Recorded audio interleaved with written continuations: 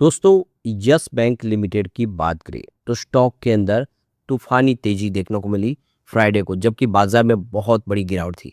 तो इतनी भारी गिरावट में 2% की तेजी बनना इस बात का सबूत है कि यहाँ पे यस बैंक में बड़े फंड हाउस की खरीदारी शुरू हो चुकी है।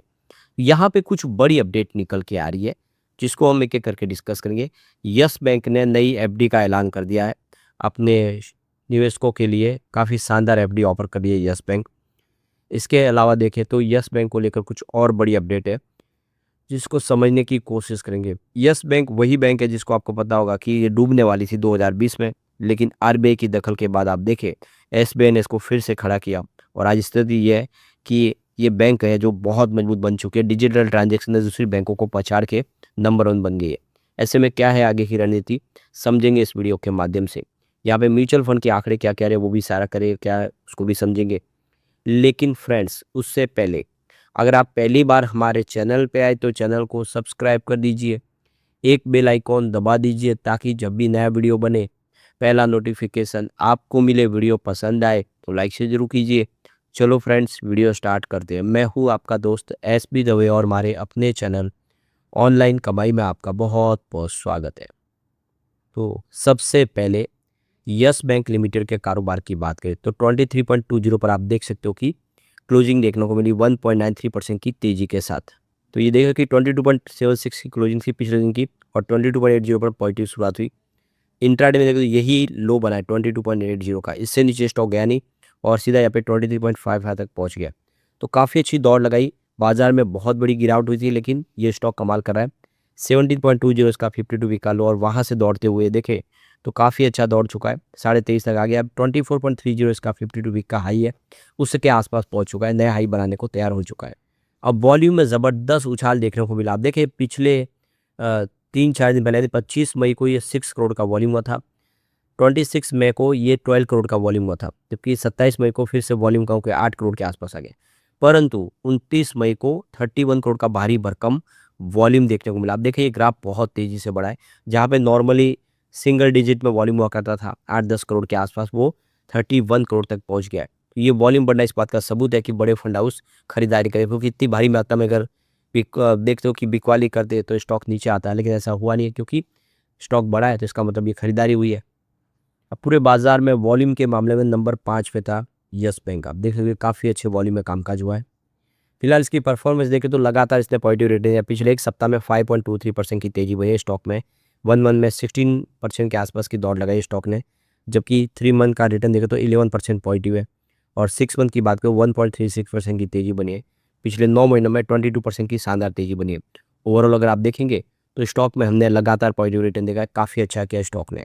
अब यहाँ पे देखो कि यस बैंक इस समय स्टॉक से देखें तो 5 day, 10 day, 20 day, 30 day, 50 day, 100 day और 150 डे, 200 मूविंग एवरेज से ऊपर ट्रेड करता हुआ दिखाई देगा, यानी लगातार इसका प्रदर्शन बेहतर हो रहा है। और यहाँ पे देखिए इसका जो RSI है वो इस समय 66.5 पर है। तो फिलहाल ओवरबोट जोन के आसपास है, 70 का ओवरबोट जोन होता है उसके आसपास पहुँच गया, क्योंकि काफ़ी तेज़ी अच्छी बनी है, लगातार स्टॉक दौड़ा है। अब यहाँ पे अलग अलग बैंकों ने एफडी रेट नई दे दी है। तो जो सीनियर सिटीजन के लिए जो हाईएस्ट एफडी रेट है वो 8.25 तक पहुँच गई है, जिसमें हम देख सकते हो SBI, HDFC bank, yes bank, दूसरी बैंकों की बात करें सबसे शानदार कौन यहाँ पे एफडी पे इंटरेस्ट रेट दे रहा है उसको समझ लेते हैं। तो इंडिया के जो सीनियर सिटीजन है वो ज़्यादा करके सुरक्षित निवेश करना चाहते हैं, ऐसा निवेश जिनका रिटर्न उनको पता हो और साथ में उनको थोड़ी सेफ्टी की भी यहाँ पे काफ़ी ज़्यादा सवाल होते हैं।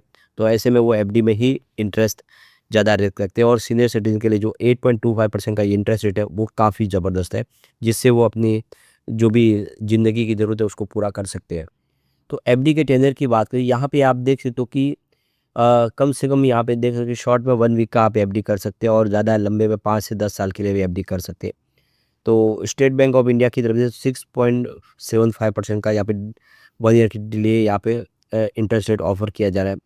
और इसी तरह से अलग अलग बैंकों का भी जो है काफ़ी अच्छा है रेशियो, उसको देख लेते हैं। तो एसबीआई की बात करूँ 1 ईयर से कम है और 1 ईयर से ज़्यादा और 2 साल से कम है तो 6.75% का इंटरेस्ट रेट मिलेगा। 3 ईयर से ज़्यादा और 5 ईयर से कम है तो 6.80% का इंटरेस्ट रेट प्रोवाइड करेगी कंपनी और 5 से 10 ईयर के लिए 7.55% का यहाँ पे देख सकते हो कि बेनिफिट मिल रहा है इंटरेस्ट का, साथ में एसबीआई का वीक ईयर बेनिफिट भी देती है बैंक। एचडीएफसी की बात करें तो ये 1 ईयर से लेके 15 मंथ के लिए 6.75% का इंटरेस्ट रेट प्रोवाइड कर रही है, और 3 ईयर के लिए 1 डे से लेके 4 ईयर की बात करें 7 मंथ, ये 7% के आसपास है। जबकि यहाँ पे 5 ईयर के लिए देखो तो 6.90% का इंटरेस्ट रेट प्रोवाइड किया जा रहा है, यानी हाईएस्ट देखो 7% एचडीएफसी बैंक में। अब यस बैंक की बात करें तो 1 ईयर से लेकर 18 मंथ के लिए 7.25% का इंटरेस्ट रेट दिया जा रहा है, और 3 ईयर से 5 ईयर के लिए 7.75 है, जबकि 5 ईयर के लिए 7.50। तो यहाँ पे हाईएस्ट यस बैंक 7.75% का इंटरेस्ट रेट दे रही है। अब यहाँ पे सूर्योदय स्मॉल फाइनेंस बैंक की बात करें तो 1 ईयर के लिए 7.40 है, जबकि 18 मंथ के लिए 7.75 है, 30 मंथ के लिए 8.25 है। ये आपको ज़्यादा दिखाई देगा यस बैंक के मुकाबले। उत्कर्ष स्मॉल फाइनेंस बैंक की बात करो 371 डेज से लेकर 665 डेज के लिए 7.75% का इंटरेस्ट रेट प्रोवाइड कर रहे हैं, जबकि 666 डेज के लिए 8.25% का इंटरेस्ट रेट दे रहे हैं। 2 ईयर का लिए देखें तो यहाँ पे 8% के आसपास है। तो यहाँ पे स्मॉल फाइनेंस बैंक है, उनका जो इंटरेस्ट रेट है वो थोड़ा ज़्यादा है, 8.25% के आसपास देखने को मिलेगा। लेकिन उसके बाद अगर देखें बड़ी बैंकों में प्राइवेट सेक्टर की, तो यस बैंक ज़्यादा दे रही है एसबीआई से और आईसीआईसी बैंक के मुकाबले, तो ये अच्छी बात है। तो स्मॉल फाइनेंस बैंक उससे ज़्यादा दे रही है, पर उनकी वो थोड़ी जिम्मेदारी भी कम है। अब यहाँ पे देखो अप्रैल महीने में म्यूचुअल फंड ने जम के खरीदारी की है, यस बैंक में बहुत भारी निवेश किया, करीब 101 म्यूचुअल फंड का एंट्री हुई है, फ्रेश एंट्री, काफ़ी सारा निवेश हुआ है। सिर्फ 22 म्यूचुअल फंड है जिन्होंने एग्जिट किया है, तो एग्जिट करने वाले काफ़ी कम है। तो 20 के सामने 100, आप समझ सकते हो कि काफ़ी सारा निवेश हुआ, म्यूचुअल फंड की पसंद बन गया है, और इसीलिए स्टॉक के अंदर तेज़ी की दौर शुरू हुआ। तो एक बार देख लें कौन से म्यूचुअल फंड है जिन्होंने इन्वेस्टमेंट किया है। तो कोटक ऑर्बिटेज डायरेक्ट ने यहाँ पे 229 करोड़ का निवेश किया, उनकी होल्डिंग 8.36% मंथ ऑन बेसिस पे बढ़ी है। तो आपको पता होगा कोटक ने लगातार ये आगाही की थी कि यस बैंक का स्टॉक कमजोर है, नीचे जाएगा, और खुद उन्होंने खरीदारी लगातार बनाए रखी है। आईसीआईसीआई ऑर्बिटेज डायरेक्ट की बात करें तो 123 करोड़ का निवेश किया, उनकी होल्डिंग यहाँ पे 16.25% मंथ ऑन मंथ बेसिस पे कम हो गई है। आदित्य बिरला एसएल ने यहाँ पे 114 करोड़ का निवेश किया है, उनकी होल्डिंग में बदलाव नहीं हुआ है। यूटीआई निफ्टी नेक्स्ट बैंक ने 105 करोड़ का निवेश किया, उनकी होल्डिंग लेकिन 6.52% मंथ ऑन बेसिस पे कम हुई है। यूटीआई ऑर्बिटेज डायरेक्ट ने 76.92 करोड़ का निवेश किया, उनकी होल्डिंग 2.2% मंथ ऑन बेसिस पे बढ़ चुकी है। एचडीएफसी ऑर्बिटेज ने 98.12 करोड़ का निवेश किया, उनकी होल्डिंग 11.40% मंथ ऑन बेसिस पे बढ़ चुकी है। एचडीएफसी ऑर्बिटेज डायरेक्ट ने यहाँ पे देख सकते हो कि 98.12 करोड़ का निवेश किया, उनकी होल्डिंग 11.40% मंथ ऑन बेसिस पे बढ़ चुकी है। अब यहाँ पे देखिए निप्पॉन इंडिया ऑर्बिटेज ने 91.11 करोड़ का निवेश किया, उनकी होल्डिंग में बदलाव नहीं हुआ है। ICICI Pru Nifty Bank ETF ने 89.43 करोड़ का निवेश किया, उनकी होल्डिंग 0.86% मंथ ऑन बेसिस पे बढ़ी है। और एचडीएफसी निफ्टी बैंक ने 81.52 करोड़ का निवेश किया, उनकी होल्डिंग हल्की सी कम हुई है 0.75%। ओवरऑल देखें तो काफ़ी अच्छा निवेश हुआ है अलग अलग म्यूचुअल फंड की तरफ से। तो यहाँ पे देखिए यस बैंक ने बहुत सारी मीटिंग की है 28 मई 2026 को, जिसमें आप देखें तो यहाँ पे मिलेनियम कैपिटल मैनेजमेंट लिमिटेड के साथ में इनकी मीटिंग थी सुबह 9:10 तक, ये 1-to-1 मीटिंग थी। इसके अलावा देखें तो यहाँ पे flowering tree investment management private Limited के साथ भी इन्होंने सुबह मीटिंग की है, 10 से लेके 11 बजे तक 1-to-1 मीटिंग है।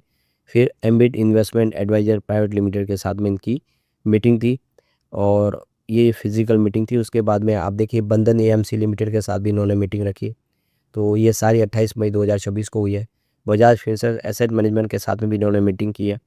इसके अलावा देखें तो यहाँ पे